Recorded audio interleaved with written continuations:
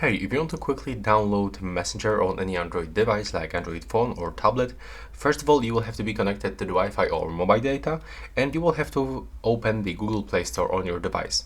Next, you will have to click on the search wheel and search for the Messenger. So that's the main application of the Meta platforms to communication, the Messenger, and you will have to click on the install button, and now you will have to wait for the downloading process. As you can see, it goes pretty fast. After a few seconds, we'll get this application on our device. If you have any issues with downloading this application, for example, you've got the pending issue, you will have to click on the right upper corner, click on the settings, so basically manage apps and the device, go to manage or go to the updates, and just be sure that there's no any application that is currently updating, because when you have here updating apps, first you will have to download update for these apps, and after this you will get the Messenger.